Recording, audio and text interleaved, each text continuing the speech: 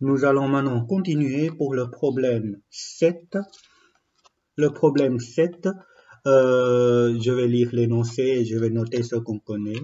Donc, pour un capital de 8 000 euros, donc C égale à 8 000 euros,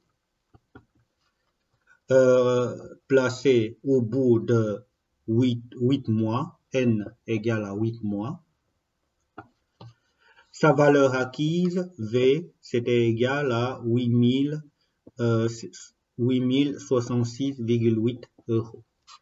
Et je demande de déterminer TM et déterminer le TA. Voilà, le taux, l'intérêt mensuel et annuel. On va essayer de faire ça. D'abord, qu'est-ce qu'on est censé de faire? On est censé de noter les deux formules et choisir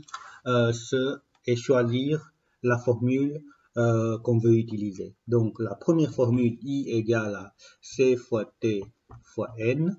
Et la deuxième formule, V égale à C plus, je vais noter ça sur la même ligne pour cet exercice. Donc, I égale à C fois T fois N et V égale à C plus I. Voilà, les deux formules qu'on aura besoin. Ensuite, qu'est-ce qu'on doit faire? On doit remplacer dans la formule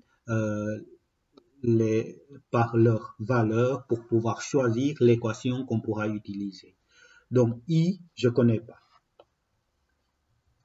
C, je sais que c'est égal à 8 000 euros. T, c'est ce que je dois chercher, donc je connais pas. Et N, c'était égal à 8 mois. 8 mois. Alors, implicitement, on sait que comme N, c'est égal à 8 mois, le T là, ça doit être mensuel, donc TM. Pour cette formule-là, je sais que V, c'était égal à 8076,8, qui est égal à C, qui est 8000, plus I, que je connais pas. Voilà. J'ai deux formules dans lesquelles j'ai déjà remplacé par des valeurs. Et qu'est-ce qu'on constate? On constate que dans cette première formule, j'ai deux inconnus. Alors dans cette deuxième formule, j'ai une seule inconnue. Du coup, on doit commencer par ceci. Donc, si je calcule ceci, je peux trouver la valeur de I. I égale à combien? Pour trouver I, le 8000, je dois le mettre de l'autre côté. On va arriver, comme c'était plus 8000, quand je mets de l'autre côté, ça va devenir moins 8000. Donc, on trouvera un I, si je fais la différence 8076,8 moins 8000, c'était 76,8. Et qu'est-ce que cela signifie? Cela signifie qu'au bout de 8 mois, on va avoir 76,8 euros de plus. Maintenant, faites attention, on avait trouvé le I qui est là. Du coup, cette équation-là, on pourra la écrire comme 76,8 qui est égal à 8000 fois TM fois 8. Et dans l'énoncé, qu'est-ce qu'on devait réellement chercher? En fait, on devait chercher le TM et le TA. Alors là, dans cette équation, je peux éliminer le TM. Pour éliminer TM, je dois faire passer tous les autres termes de l'autre côté. Quand c'est ici, c'est un produit. Quand je fais passer par l'autre côté, 8000 fois quelque chose que je fais passer de l'autre côté, ça va devenir une division, divisé par 8000. Et le fois 8 que je fais passer de l'autre côté, ça va devenir divisé par 8, égal à TM. En fait, on trouvera de cette manière-là 76,8 divisé par 8000 divisé par 8. On trouve, ça c'est une notation scientifique. Qu'est-ce que cela signifie? En fait, c'était 1,2 fois 10 exposant moins 3. La réponse, c'était 10 exposant moins 3, signifie que je dois déplacer virgule 3 fois vers devant. C'est-à-dire la virgule est là, je place une fois, j'arrive ici, une deuxième fois, j'arrive là, et une troisième fois, j'arrive là. Donc, normalement, la virgule est là. Comme c'était moins 3, je dois faire 1, 2, 3, je dois déplacer 3 fois vers la gauche. On trouve Tm égale à 0,012. 0,0012, pardon. Mais, en fait, là, il y a un petit problème. On avait vu que dans la synthèse, le Tm et le Ta, ça doit être un pourcentage. Qu'est-ce qu'on est censé de faire pour avoir un pourcentage? Bah, en fait, pour avoir un pourcentage, on doit faire fois 100. C'était pas dans la formule de départ, mais je dois faire fois 100 pour avoir un pourcentage. Donc, fois 100.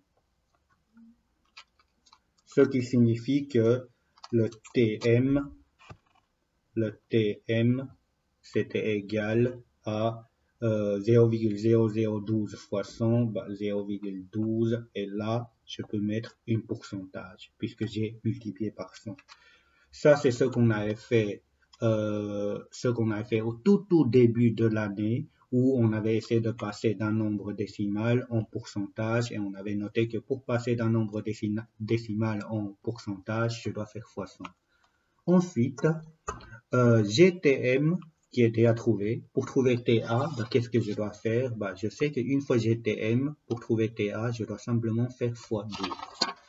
Donc, on sait, à partir de là, on sait que TA, c'était égal à TM fois 12.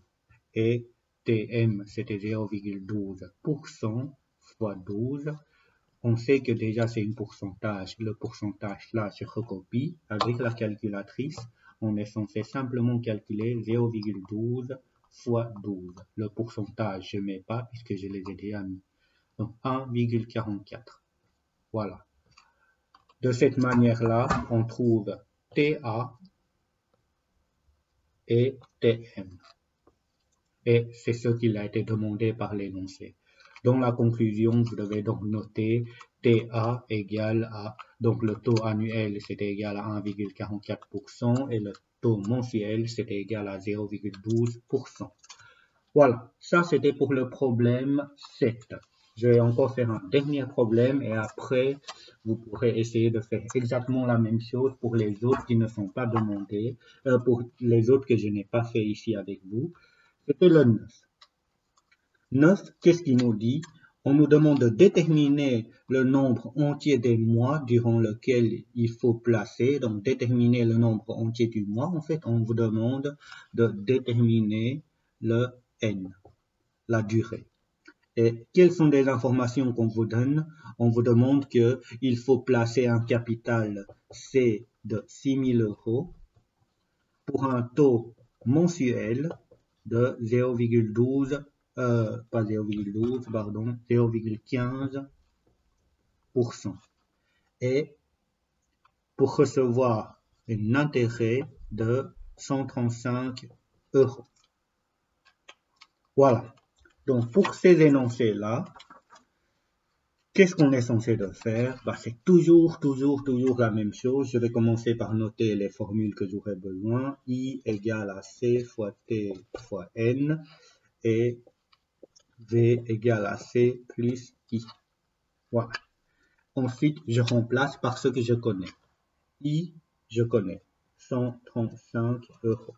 C, 6 000 €. Fois T, je sais que T, c'était 0,15% fois N. Ça, c'était la première formule. La deuxième formule, V, je ne connais pas. C, je sais que c'était 6 000. I, je sais que c'était 135 €.